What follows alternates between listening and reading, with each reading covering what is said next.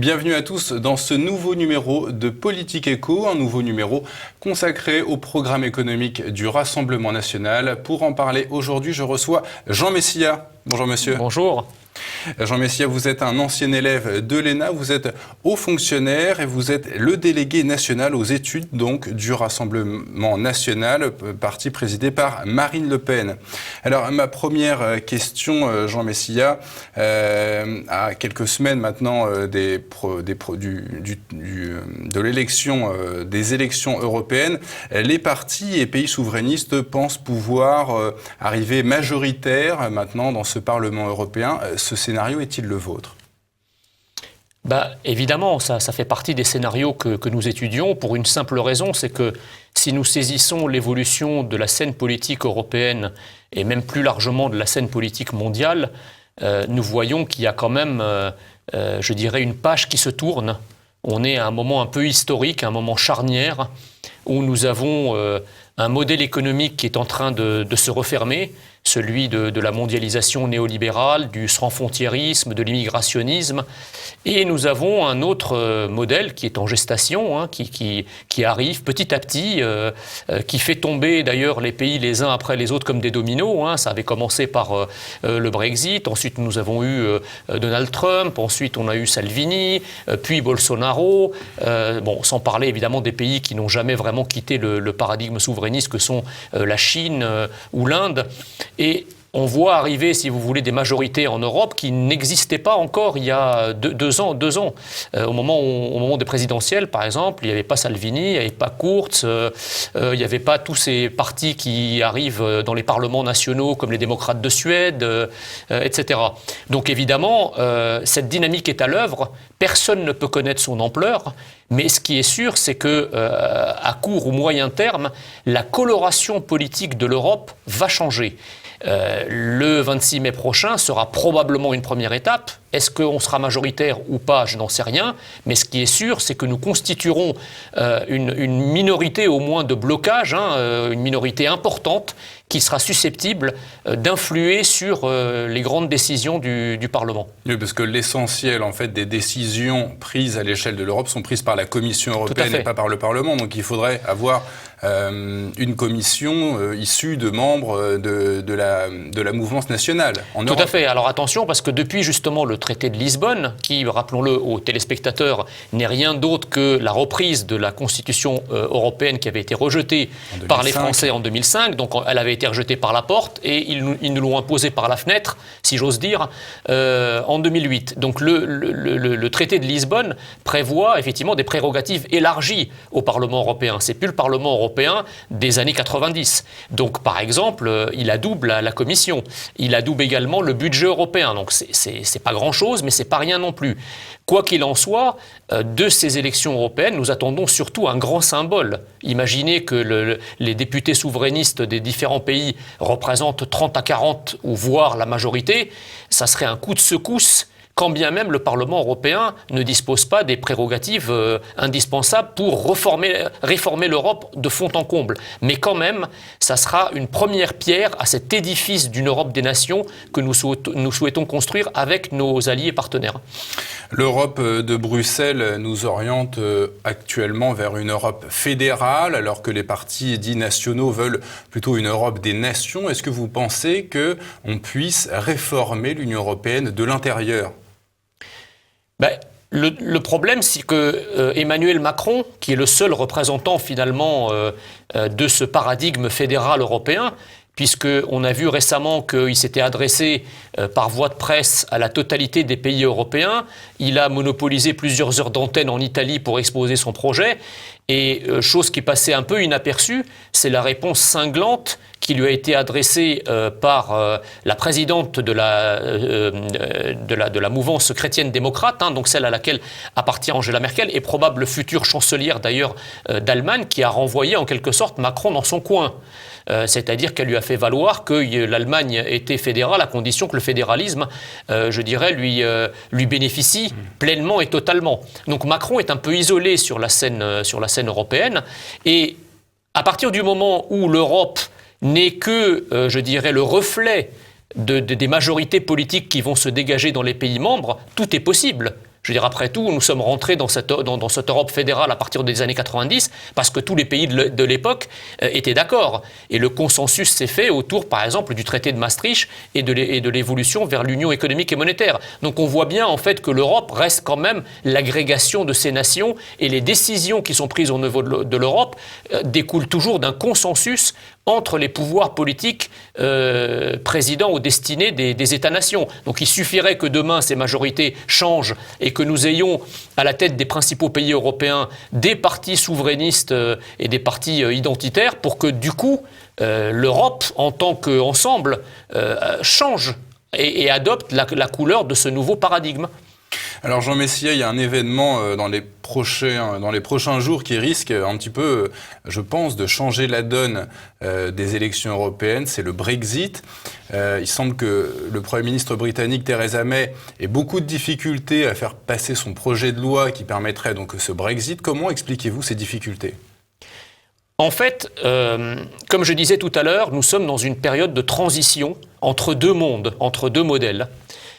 Quand vous voyez par exemple ce qui se passe aux États-Unis, toutes les attaques dont fait l'objet Donald Trump, quand vous voyez ce qui se passe en Italie, toutes les attaques dont fait l'objet Salvini, et quand vous voyez également en Grande-Bretagne les attaques contre le Brexit, tout ça n'est rien d'autre que la résistance des forces de l'ancien monde qui est en train de disparaître à l'avènement du nouveau monde. Et ça, c'est quelque chose qui a été théorisé dans toutes les sciences sociales. Je vous invite à lire Thomas Kuhn sur les transitions paradigmatiques entre un modèle qui s'en va et un autre qui arrive. L'ancien monde fait toujours de la résistance. Donc il est vrai qu'au Royaume-Uni, et bien sûr épaulé par une Europe qui reste quand même attachée à cet ancien monde, l'ancien monde ferraille, continue de ferrailler, continue à résister. J'entendais dire justement que dans les cénacles européens, ce qui se répète, c'est qu'ils veulent rendre le Brexit le plus difficile possible pour deux raisons. Un, pour pas créer de précédents faciles qui encourageraient d'autres nations, je dirais, à sortir de ce carcan, de ce corset européen.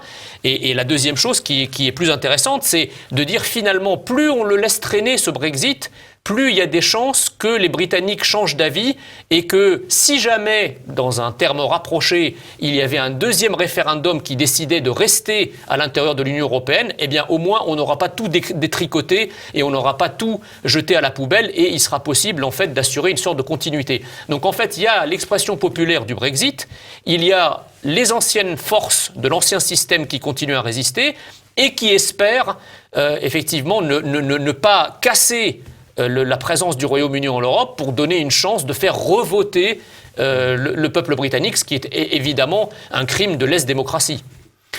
Parlons un peu plus à présent, Jean Messia, du Rassemblement national et spécialement de sa présidente. On attribue souvent la défaite de Marine Le Pen aux dernières élections présidentielles face à Emmanuel Macron sur la question de l'euro, de la sortie de l'euro. Quelle est aujourd'hui la position du Rassemblement national sur cette sortie de l'euro ? Est-ce qu'il faut en sortir ou est-ce qu'il faut aménager ? Alors moi, je l'ai dit, mais bon, bien entendu, à l'époque, je venais d'arriver dans l'équipe de campagne, mais il est vrai que d'un strict point de vue économique, on ne peut pas dire, à l'occasion d'une élection présidentielle, si on est élu le 7 mai, le 8 mai, on sort.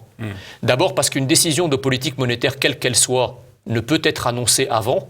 Et on voit bien d'ailleurs lorsque la Banque centrale européenne ou toute banque centrale décide ne serait-ce que d'adapter son taux directeur, la décision est prise dans le cadre du secret qui est plus important qu'un conseil de défense. Donc les décisions de politique monétaire, qui plus est lorsqu'elles sont importantes, ne s'annoncent pas auparavant.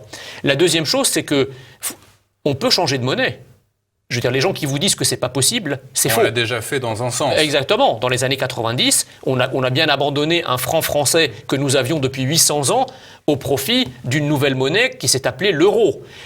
À quelles conditions ça s'est fait ? Le 1er janvier 1993 est entré en vigueur le traité de Maastricht, qui est en fait la feuille de route pour l'avènement de la monnaie unique. On voit bien qu'entre le 1er janvier 1993 et la mise en circulation des pièces et des billets euros le 1er janvier 2002, il s'est écoulé 9 ans. 9 ans d'une feuille de route avec des étapes. Par exemple, qui se souvient de l'Institut monétaire européen mis en place en 1995, qui était l'embryon de la Banque centrale européenne. Donc à partir du moment où il y a un consensus entre les pays, Donc il y a une procédure coordonnée de changement de monnaie, consensuelle. Et donc, en mettant le temps qu'il faut, eh bien, on peut effectivement changer de monnaie. Lorsque Marine dit « nous avons mis en fin de quinquennat la question de la souveraineté monétaire », elle a parfaitement raison, parce que ça tombe bien, c'est exactement le temps qui est pertinent économiquement. Et pour peu qu'entre-temps, nous ayons, comme nous l'avons vu il y a un instant, des nouvelles majorités politiques qui arrivent au pouvoir, qui permettent de se mettre autour d'une table, dans un premier temps, peut-être essayer d'améliorer la gouvernance de la zone euro, qui aujourd'hui ne bénéficie qu'à l'Allemagne et accessoirement aux pays du Nord, on peut très bien envisager d'améliorer la gouvernance, j'en dirai un mot tout à l'heure si vous voulez, par rapport à la politique monétaire conduite par la Banque Centrale Européenne, notamment le quantitative easing, c'est-à-dire l'assouplissement quantitatif. Si effectivement... La planche à billets, voilà, pour résumer. Si effectivement les tentatives de changement de gouvernance de la zone euro ne marchent pas et que l'Allemagne s'entête dans le statu quo, ce qui lui serait préjudiciable, parce qu'à partir du moment où l'Allemagne rencontrera une volonté politique française en face d'elle, ça sera qui tout double. C'est soit on joue un jeu collectif, soit c'est un détricotage de la zone euro. Qui peut penser un instant que la zone euro ne se pliera pas à la volonté de la France à partir du moment où la France sera dotée d'un gouvernement qui défendra son intérêt national plutôt que de défendre un hypothétique intérêt européen que pour l'instant le pouvoir macroniste est le seul à défendre en Europe. Marine Le Pen l'avait annoncé pendant la campagne présidentielle. Si elle avait été élue, elle avait dit « Voilà, je lancerai des négociations avec les institutions européennes et ensuite j'organiserai un référendum pour ou contre l'appartenance à l'Union européenne ». Et ma question, c'est qu'auriez-vous fait si vous aviez eu si vous aviez échoué dans vos négociations avec Bruxelles? Qu'est-ce que vous auriez fait? Je pense que le problème ne se pose plus en ces termes, parce que, comme disait le général de Gaulle, il n'est de politique que de circonstances. Donc, effectivement, la situation en 2017 était fort différente de la situation actuelle. Comme je l'ai rappelé tout à l'heure, en 2017, si Marine avait été élue en mai 2017, nous aurions été le seul pays à avoir à la fois une vision nationale et une vision de l'Europe des nations telle que nous l'avons. Or, on ne construit pas, contrairement à ce que croit Macron, on ne construit pas l'Europe tout seul. On ne peut pas aller de l'avant vers une vision européenne si on n'emmène pas nos partenaires avec nous. Or, en 2017, il est bien évident que nous n'aurions amené personne, puisque c'était tous des pouvoirs, à l'époque, qui appartenaient à l'ancien monde, qui veut justement perpétuer l'idée fédérale. Donc là, c'est pour ça que Marine a dit, si elle est élue, elle va aller négocier avec les institutions européennes.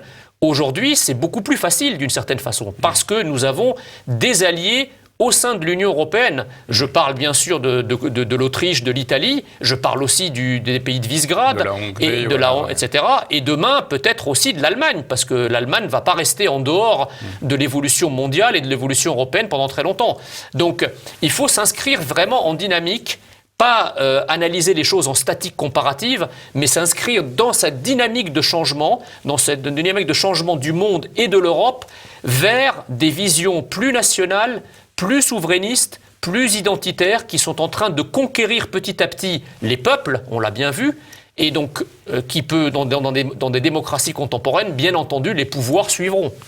Donc, est-ce qu'on pourrait garder cette Union européenne telle qu'elle est aujourd'hui, mais en la renvoyant un petit peu vers la route de l'Europe des nations? Est-ce que c'est possible d'avoir une nouvelle Union européenne? C'est toujours possible d'avoir une nouvelle Union européenne. Rappelez-vous, quand on prend l'histoire de l'Europe, lorsque le traité de Rome a été signé, le général de Gaulle est arrivé après. Donc évidemment, lorsque le traité de Rome a été signé, les élites de l'époque, ce qu'on appelle pompeusement les pères fondateurs de l'Europe, avaient imaginé que c'était la première étape vers le fédéralisme. Or, à l'époque, le général de Gaulle avait, par sa volonté politique, réorienté le projet européen vers un marché commun, certes, mais en refusant justement toutes les dérives libérales. On se souvient par exemple de la politique de la chaise vide, etc., etc. Donc en fait, l'Europe, c'est ce que nous en faisons, c'est ce que les États-nations en font. Il n'y a pas d'idée européenne, sauf dans la tête de quelques européistes illuminés, il n'y a pas d'idée européenne qui ne soit enracinée dans les États-nations qui la constituent. Et donc à partir du moment, effectivement, où ces États-nations commence à changer les majorités politiques qui sont au pouvoir, encore une fois, l'Europe changera, il sera possible de faire des accords intergouvernementaux, il sera même possible à partir du moment où la coloration politique de l'Europe sera la même. On dit les traités requièrent l'unanimité pour les réformer. Pas de problème. Qui dit que dans 2, 3 ou 4 ans, précisément, cette unanimité ne sera pas atteinte justement en raison du processus de gestation politique en cours qui amène justement des partis qui sont sur la même ligne que la nôtre au pouvoir dans les différents pays européens. Donc tout est une affaire, gouverner c'est prévoir. Je crois que le pouvoir actuel d'Emmanuel Macron ne prévoit rien du tout. Il est engoncé dans une idéologie, il est droit dans ses bottes comme on dit, mais dans un paradigme qui malheureusement est en train de s'effondrer partout. Donc ça sera un peu le dernier des Mohicans. On va faire une courte pause, Jean Messia. Je vous propose de nous retrouver dans une deuxième partie dans un instant.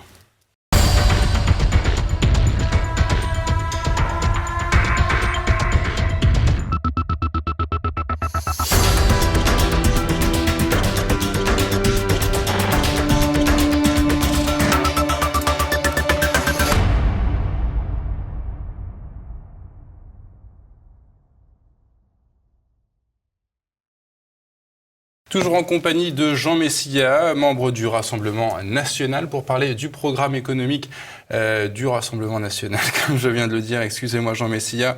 Voilà, quelques mois après sa défaite à l'élection présidentielle, donc Marine Le Pen avait dit qu'elle ne ferait plus de la sortie de l'Union européenne un préalable au développement de son programme économique. Mais ne faut-il pas néanmoins sortir de cette Union européenne compte tenu des derniers développements de la crise financière en Europe, des risques de défaut de paiement des banques italiennes et de ce rapport qui est sorti il n'y a pas longtemps d'un think tank allemand, Zentrum für Europäische Politik, qui montre que l'euro a littéralement profité aux pays du Nord au détriment des pays du Sud. Apparemment, chacun des Français aurait perdu 56 000 euros. Il est amusant d'ailleurs de voir que ce rapport émanant d'un institut qui a été loué par les organes de presse officiels pendant des années. Depuis que ce rapport est sorti, la presse officielle française dit pique pendre du sang. Donc si on veut décrédibiliser un rapport, il s'attaque à la décrédibilisation de la source. Bon, ça c'est une parenthèse. Il est vrai que le problème de l'euro et de l'Union européenne de manière générale, il est avant tout politique, avant d'être juridique ou économique. Je pense que nous avons, depuis maintenant une vingtaine d'années, des gouvernements qui se succèdent et qui ne font pas de l'intérêt supérieur de la France leur boussole dans les négociations européennes. Très clairement, pendant que nos dirigeants construisent l'Europe, l'Allemagne, elle, construit l'Allemagne. Et donc, nous avons une Allemagne qui ne perd pas de vue, qui ne perd pas le Nord, si je puis dire, qui ne perd pas de vue ses intérêts nationaux, tandis que nous avons, aux commandes de la France, une élite qui, elle, s'imagine déjà dans un environnement post-national qui ne serait donc plus français. Et donc, essayons d'abord de remettre la France dans la France. Essayons d'abord de faire en sorte que le gouvernement français ne soit pas simplement français des guillemets, ne soit pas simplement français par le nom, mais qu'il soit français dans sa tête, qu'il soit français dans son cœur, qu'il soit français dans son esprit. À partir du moment où le gouvernement français ira dans les différents cercles européens défendre l'intérêt de la France, et défendant l'intérêt de la France, aura l'impression de défendre l'intérêt de l'Europe et non l'inverse, à ce moment-là, on verra. Moi, je crois que le problème qui se pose de la zone euro, c'est que effectivement, l'économie française n'est pas compétitive au sein de la zone euro. Nous avons un coût du travail qui est plus élevé, qui est devenu plus élevé depuis les années 2000. Sachant en plus que l'Allemagne a fait les réformes, notamment celle de la TVA sociale, qui a rendu son économie beaucoup plus compétitive.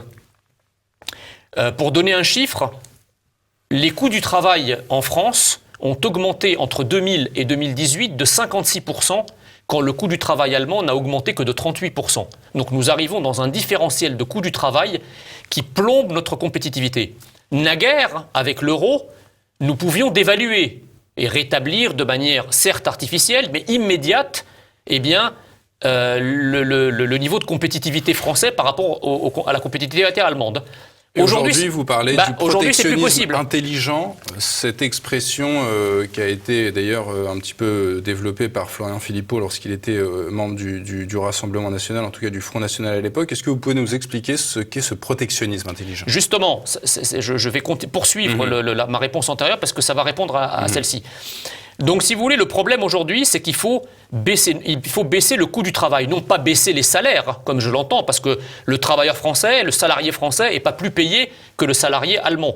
Mais par contre, le matelas des charges sociales est impressionnant, parce que nous voulons continuer à financer un État social performant. Donc, à partir de là, il faut baisser les charges sociales sur le travail, ce que la droite a appelé de ses voeux pendant des années, mais nous préconisons une différence.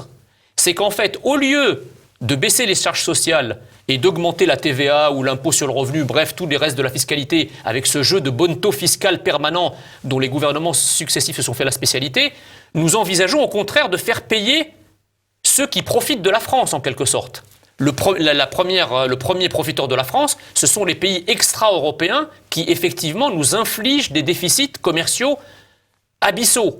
La Chine, le Vietnam, etc.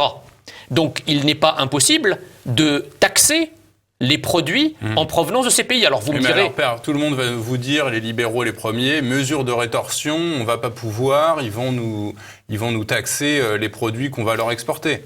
Oui, mais cet argument est fallacieux. Pour deux raisons. D'abord parce que, comme ils nous vendent énormément et beaucoup plus que ce que nous leur vendons, ils ont tout à perdre et nous tout à gagner. Et la deuxième chose, c'est qu'il n'y a que des esprits naïfs ou innocents qui s'imaginent qu'il n'y a pas de guerre commerciale. Enfin, je veux dire, les rétorsions sont déjà prises. Quand vous voyez la facilité avec laquelle les marchandises de la terre entière arrivent en France et en Europe, et la difficulté d'un exportateur français d'exporter sa marchandise dans des pays asiatiques, où là, vous avez des tarifs, un protectionnisme douanier, des barrières non tarifaires, etc. En réalité, le dindon de la farce du commerce international, c'est l'Occident de manière générale et l'Europe de manière particulière. Aucun autre pays du monde ne laisse son marché comme ça ouvert aux quatre vents. Alors, il y a effectivement quelques droits de douane modestes de l'ordre de 6 ou 7% en moyenne sur les marchandises, mais ce n'est pas comparable par rapport à ce que pratiquent les autres zones de la planète, Chine en tête. Est-ce que les pays un petit peu qu'on pourrait comparer avec nous, je sais pas, la Corée du Sud, le Canada, les États-Unis, est-ce que ces pays-là pratiquent des droits de douane plus sévères ? Bien sûr, les États-Unis, on n'en parle pas, puisque justement, Donald Trump vient enfin, après 40 ans où les États-Unis se sont plus ou moins laissés entraîner dans une espèce de mondialisation ouverte, vient de dire, stop, maintenant, on arrête. Il a lancé des négociations avec la Chine pour rééquilibrer le commerce extérieur. Donc en réalité, il n'y a pas de représailles puisque tous les autres pays sont déjà dans les représailles depuis des années. La Chine n'a jamais ouvert son marché. Et on nous dit que le protectionnisme est inefficace. Mais si le protectionnisme était inefficace, comment expliquer que la Chine se soit autant développée ces 40 dernières années à l'abri précisément de barrières protectionnistes extrêmement fortes ? Donc en réalité, il ne faut pas être idéologue. Il y a par moments des moments où le libre-échange est bon pour l'économie. Je pense que par exemple le marché commun à l'intérieur de l'Union européenne dans les années 60 et aujourd'hui, pour peu qu'il soit protégé par un tarif extérieur commun, le libre-échange intra-européen, c'est une bonne chose parce que ce sont des pays qui se ressemblent. C'est ce que disait Maurice Allais, exactement. Mais par contre, le libre-échange n'est pas un dogme. C'est exactement comme l'immigration. L'immigration n'est pas un dogme. L'immigration n'est pas tout le temps une chance pour la France, de la même façon que le libre-échange n'est pas tout le temps une chance pour l'économie. Il faut être pragmatique. Il y a des moments où le libre-échange est une bonne chose et d'autres moments où le protectionnisme est une bonne chose. Il faut juste adapter sa politique à l'environnement international. Jean Messier, le Rassemblement national prévoit un plan de réindustrialisation de la France. On sait qu'on a perdu je crois, entre 2002 et 2007, on avait perdu 700 000 emplois dans l'industrie. Vous visez donc ce grand plan de réindustrialisation via l'idée d'un État stratège, mais cet État stratège n'a-t-il déjà pas montré ses failles, ses erreurs dans toutes les grandes entreprises françaises, soit qu'on a vendu, soit mal gérées ? Alors, je pense qu'il ne faut pas tout confondre. Je pense qu'il n'y a pas d'État stratège en réalité depuis maintenant une vingtaine d'années. C'est ce qu'on appelle l'État stratège, même, voilà. La présence de l'État, si vous voulez, de représentants de l'État dans des conseils d'administration n'est en rien le garant d'une stratégie. Ouais. Voilà, c'est pas parce que l'État dit, par exemple, je prends une société comme Nexter, qui est l'ancien GIAT, où l'État avait encore une 50% du capital.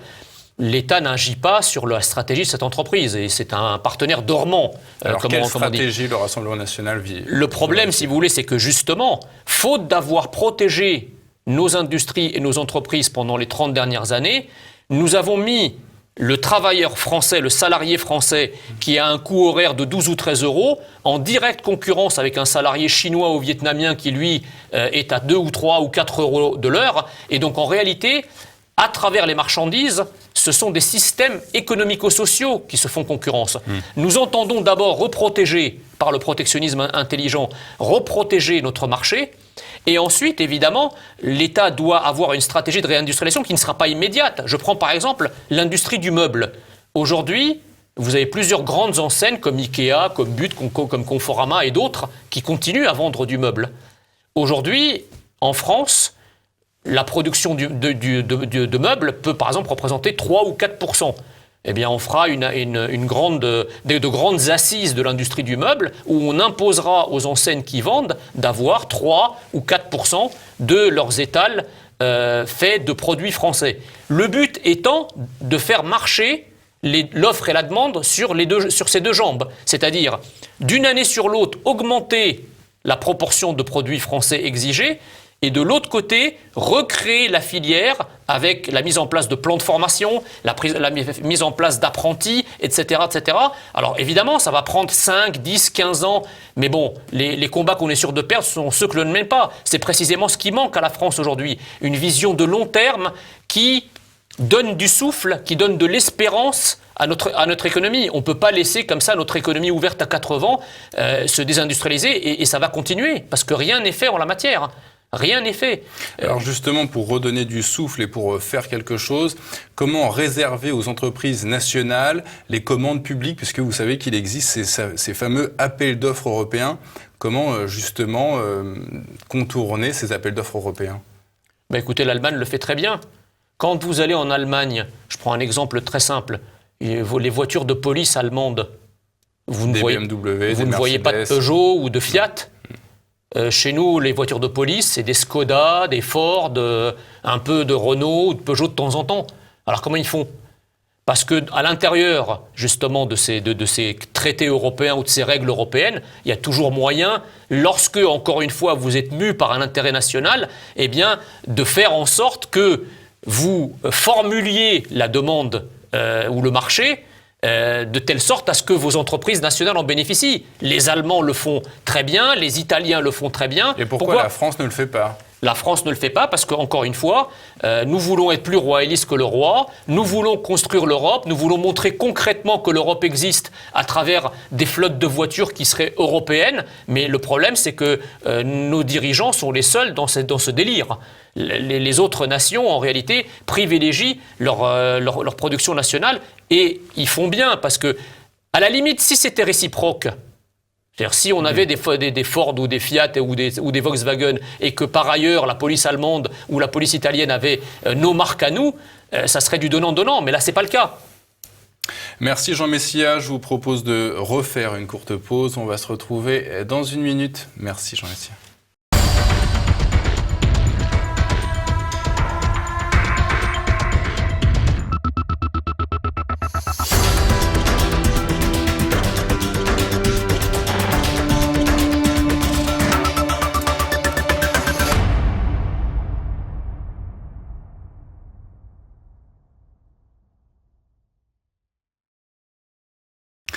Toujours en compagnie de Jean Messia pour parler aujourd'hui du programme économique du Rassemblement national. On a souvent entendu Jean Messia parler, Marine Le Pen, de cette disposition, des dispositions concernant les travailleurs détachés.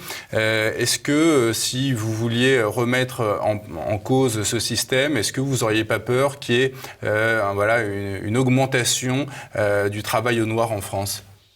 Alors, il faut juste rappeler à nos téléspectateurs sur le Brexit. Parce qu'il faut rappeler quand même que le Brexit avait eu lieu parce que David Cameron, à l'époque, le Premier ministre britannique, avait été à Bruxelles rencontrer Juncker et Donald Tusk pour leur dire « La directive détachement de travailleurs nous inflige une concurrence parfaitement déloyale sur notre marché du travail et les Britanniques commencent à le ressentir. Donc je demande à ce qu'on assouplisse un petit peu cette directive en limitant le nombre de travailleurs détachés. Ce que Juncker et Tusk avaient catégoriquement refusé. Et c'est pour ça que David Cameron a mis dans la balance le référendum sur le Brexit. Donc si aujourd'hui il y a Brexit aux grandes dames des Européens, c'est précisément à cause du point que vous soulevez. Donc je pense que s'ils sont un tantinet intelligents, ces dirigeants européens, ils vont très vite comprendre que les peuples ne supportent plus qu'on les mette en concurrence les uns avec les autres. Je vous rappelle quand même que l'Europe, à l'origine, elle est construite sur quelque chose de très important, sur un principe très important, qui est le principe de solidarité. Or, on ne peut pas considérer que ce principe est creux et que dans les réalités, les gens soient mis en concurrence les uns avec les autres. Donc, il faut effectivement amender cette directive détachement de travailleurs, mais là encore, qui peut croire un instant que lorsque la France, membre fondateur de l'Union européenne, membre de la zone euro, ira voir à Bruxelles les différents responsables européens en leur disant « cette directive détachement de travailleurs ne nous convient pas parce qu'elle se traduit par plus d'un demi-million de travailleurs qui viennent nous faire une concurrence déloyale sur notre marché, nous voulons dire stop », qu'est-ce qui va se passer ? Enfin, la Commission de Bruxelles, combien de divisions ? Et c'est pour ça que je vous dis que le problème européen est avant tout un problème politique. La Commission européenne n'a pas le pouvoir d'imposer quoi que ce soit en réalité. La Commission de Bruxelles, elle se plie aux desiderata des politiques. Elle fait ce que dit l'Allemagne parce que l'Allemagne lui dit de faire. Simplement comme la France dit de faire ce qu'est l'Europe et non pas ce qu'est la France, la Commission européenne, c'est certainement pas elle qui va porter les intérêts de la France, si vous voulez. Donc il faut que nous ayons, encore une fois, à la tête de la France, un pouvoir qui sache défendre au sein de l'Union européenne les intérêts de la France, les intérêts économiques, les intérêts industriels, les intérêts sociaux, ce qui n'est pas fait. Alors justement, Jean Messia, on a observé depuis plusieurs semaines l'émergence de ce mouvement des Gilets jaunes, en fait, les Gilets jaunes sont le reflet de cette agonie des Français sous les taxes, les impôts. Comment comptez-vous remettre de l'ordre dans les finances publiques à travers la dette et le déficit ? Alors les Gilets jaunes, ça vient de beaucoup plus loin. Les Gilets jaunes, c'est... on peut remonter à 40 ans en arrière. Le grand retour du peuple central français qui avait complètement disparu des radars de la politique nationale, puisque vous savez très bien que sur ces 40 dernières années, pour pouvoir obtenir un droit en France, il faut être membre d'une minorité, si possible d'une minorité victimisée. Donc votre qualité de citoyen ne vous donne plus le droit à rien. Et en réalité, quand on dit que ce mouvement est un mouvement citoyen, c'est au sens propre du terme.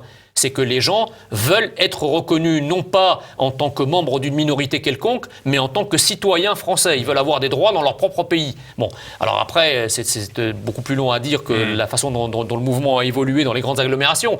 Mais voilà initialement de quoi il en retourne. On ne peut pas, si vous voulez, améliorer les finances publiques avec une base industrielle et une base de création de richesse qui se rétrécit.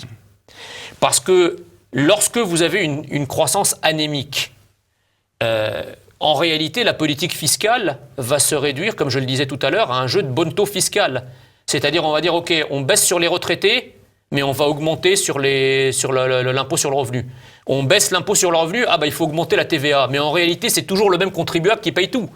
C'est toujours le même contribuable qui simplement, il va payer le même montant, voire davantage, avec des taux qui vont évoluer. Puisque, en fait, la base fiscale diminue, on est obligé d'augmenter le taux. Nous ambitionnons d'augmenter la base fiscale. Et la seule façon d'augmenter la base fiscale, c'est précisément de réindustrialiser le pays, donc de créer de nouvelles richesses, de mettre les gens au travail, parce que c'est là d'où vont venir les nouveaux gisements fiscaux. On ne peut pas remettre en ordre les finances publiques tant qu'il n'y a pas une réflexion approfondie sur la façon de relancer l'activité en France. Si les finances publiques en France et ailleurs se dégradent, c'est parce que l'activité économique est anémique et parce que nous sommes toujours confrontés à un chômage de masse dont le traitement social coûte très cher. Donc tant que nous ne sortons pas de cette nasse et que nous n'avons pas une politique volontariste de réindustrialisation, de protection de notre marché, on ne pourra hélas pas régler le problème des finances publiques qui n'est qu'une résultante. Parce que l'approche comptable a ses limites. On a vu que ce n'est pas parce que vous allez diminuer vos dépenses que vous allez améliorer votre solde public, bien au contraire, parce que l'agent étatique, l'État, n'est pas un agent économique comme un autre. S'il réduit ses dépenses, ça emporte des effets économiques, je dirais, récessifs, qui vont encore faire baisser l'activité. Et donc, comme les recettes fiscales dépendent du rythme de l'activité, les recettes fiscales vont diminuer. Donc, la seule façon, c'est effectivement de créer de nouveaux gisements fiscaux. Et ça n'est possible que si on crée de nouvelles activités, d'où notre ambition de réindustrialisation de notre pays. Justement, comment feriez-vous pour créer ces nouveaux gisements fiscaux, notamment à l'égard des PME, TPE Écoutez, aujourd'hui, le problème, c'est que les TPE, PME font face, je dirais, à un mastodonte fiscal et administratif kafkaïen. Alors, quand vous êtes une très grande entreprise et que vous pouvez vous payer des cabinets d'avocats, voir que vous avez des services compétents pour remplir toute la paperasserie et faire avancer vos intérêts fiscaux, c'est très bien. Mais quand vous êtes patron d'une PME, TPE, vous n'avez pas le temps de faire ça. Et donc, en réalité, de tout temps, la philosophie de l'État, c'est que l'État doit être davantage présent pour les personnes et les entreprises qui en ont le plus besoin. L'intervention étatique doit être fonction croissante du besoin des personnes et des individus. Il faut évidemment alléger considérablement à la fois les charges administratives et fiscales sur les TPE, PME et évidemment faire payer ces très grands groupes qui, justement, grâce à leur taille et grâce à leurs moyens, font de l'optimisation fiscale et pratiquent une évasion fiscale d'ampleur. Donc on ne peut pas, si vous voulez, linéairement avoir une politique fiscale qui s'adresse de la même façon à une très petite entreprise familiale qu'à Google. Or, aujourd'hui, c'est un peu ça qui est fait. D'où le problème. Je pense que l'État doit faciliter la vie des TPE, PME. Et au contraire, pas compliquer la vie naturellement, mais au moins faire participer ces grands groupes à l'effort national, puisque ces grands groupes, encore une fois, bénéficient de notre marché. Je vais vous prendre un exemple qui montre à quel point nos élites sont totalement déconnectées des réalités et considèrent que les problèmes économiques, finalement, sont des problèmes météorologiques. On a beaucoup parlé du cas de Blanquefort récemment, de l'usine Ford. Il y a eu un repreneur dans la société Punch, qui est une société belge, qui voulait prendre le site de Ford et sauver 400 emplois. Finalement, Ford n'en a pas voulu. Et le ministre de l'économie, à part des coups de menton, n'a rien décidé. Il a dit « oh, c'est scandaleux, etc. » Mais on aurait été aux commandes. Marine Le Pen aurait été présidente. On aurait convoqué le président de Ford en lui disant « hé Coco, tu vas continuer à vendre des dizaines de milliers de véhicules en France ? Si tu veux continuer à avoir libre accès à notre marché et qu'on ne taxe pas tes véhicules que tu fais maintenant produire à l'étranger pour les réimporter en France, eh bien, il faut que tu trouves une solution sur le site de Ford. C'est ça ce que nous appelons le volontarisme politique, c'est ça ce qui est en train de se pratiquer partout et c'est ça qui gêne le pouvoir actuel parce que beaucoup de pays, à commencer par les États-Unis, sur l'aspect économique, l'Italie sur l'aspect migratoire, ont montré que la politique reste prométhéenne, que oui, la politique peut infléchir le cours des choses. Il n'y a pas de fatalité. On peut faire, mais à condition de le vouloir. Concernant les retraites, Jean Messia, beaucoup de jeunes pensent aujourd'hui qu'ils n'en verront jamais la couleur. Est-ce que vous pensez que le départ en retraite que Marine Le Pen propose, à savoir 60 ans, est sage ? Pour l'instant, ce point est encore une fois en cours de réflexion. En revanche, il y a une problématique qui est très simple. Il suffit simplement de considérer le taux d'emploi des seniors à partir de 55-57 ans. Et on voit bien que le taux d'emploi des seniors à partir de 57 ans est extrêmement faible, de l'ordre de 15-17%. D'accord ? Donc, nous, on dit à partir du moment où le marché du travail est incapable de garder au travail des gens au-delà de 55 ans et encore moins au-delà de 57 ans, le coût d'un départ à la retraite à 60 ans n'est pas forcément beaucoup plus important que le coût d'un maintien en inactivité payée de ces seniors. D'accord ? Parce que celui qui est à 57 ans, qui cherche du travail, qui est dispensé d'ailleurs de recherche de travail bien souvent, parce qu'on a bien compris qu'à 57 ans, c'était compliqué à trouver, eh bien, il est quand même payé. Il y a des mesures de pré-retraite, il est payé pour son chômage, et donc tout ça a un coût. Alors, il est artificiellement maintenu comme chercheur d'emploi, et donc artificiellement maintenu dans les statistiques du chômage, mais si on retire finalement, à partir de 60 ans, tous ces seniors qui cherchent du travail sans en trouver et qui encombrent les statistiques du chômage en leur permettant de partir plutôt en retraite, économiquement et financièrement, ce n'est pas une absurdité. Maintenant, encore une fois, ça dépend des circonstances. Dans 3, 4, 5 ans, lorsque nous aurons relancé, une fois au pouvoir, l'activité, que nous aurons réindustrialisé le pays, que nous aurons drastiquement fait reculer le chômage de masse dans notre pays et qu'il y aura besoin, pas de problème. On pourrait à ce moment-là aller vers une retraite à 61 ans, à 62 ans, à 63 ans. Si les gens sont au boulot, il n'y a pas de problème. Mais là, ce n'est pas le cas. Ma dernière question, Jean Messier, il nous reste encore quelques instants. En cas de sortie de la France de l'Union européenne et donc de la zone euro, principalement de la zone euro, quels seraient les effets sur le pouvoir d'achat des Français, sur leur épargne et sur la dette publique ? On nous dit tout le temps, voilà, la dette publique va augmenter, exploser de 30%. Qu'en est-il du pouvoir d'achat, de l'épargne et de la dette ? Si nous sortons de l'euro. Ce scénario pour l'instant est théorique parce que, encore une fois, c'est plus le scénario que nous privilégions en raison précisément du changement de couleur politique à l'œuvre en Europe. Donc c'est pas un scénario que nous privilégions nécessairement. Maintenant, c'est vrai que ce qu'il faut comprendre, c'est que la zone euro, enfin la pérennité de la zone euro n'est pas simplement suspendue à la décision d'un État d'en sortir ou d'y rester. La zone euro elle-même est mue par des risques endogènes très forts. Vous avez tout à l'heure rappelé les risques des banques italiennes. Ce n'est qu'un risque parmi d'autres, mais rien ne garantit, quand bien même tous les pays veulent rester à l'intérieur de la zone euro, rien ne garantit que celle-ci soit pérenne. Donc effectivement, nous, ce que nous préconisons, c'est pas une sortie intempestive de la zone euro, c'est groupée. Et donc, attendons que des pouvoirs plus conciliants arrivent dans la plupart des pays européens. Essayons, ce qui n'a jamais été fait, de peser de notre poids, du poids de la France, qui n'est pas rien. Les gens qui vous disent « Ah oui, mais on ne peut rien faire, donc il faut sortir », c'est des gens qui n'ont plus confiance en la France et qui n'ont plus confiance dans la voie de la France en Europe. Moi, je pense que le jour où on aura un pouvoir qui ira dire « La France veut ça », je ne vois pas très bien qui aura le courage en face de dire « On n'en veut pas », parce que s'ils refusent, à ce moment-là, c'est le détricotage de l'Europe et personne n'en veut.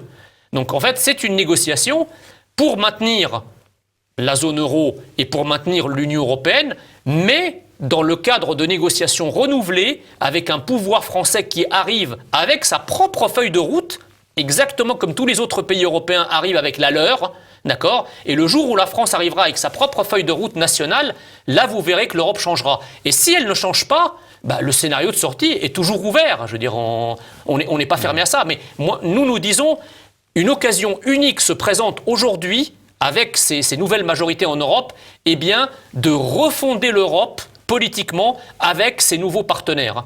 Ça marche fort bien. Donc on repartira sur une nouvelle Europe, une Europe des nations, respectueuse des souverainetés. Ça ne marche pas, ma foi, on verra à ce moment-là. Mais ne précipitons pas les choses.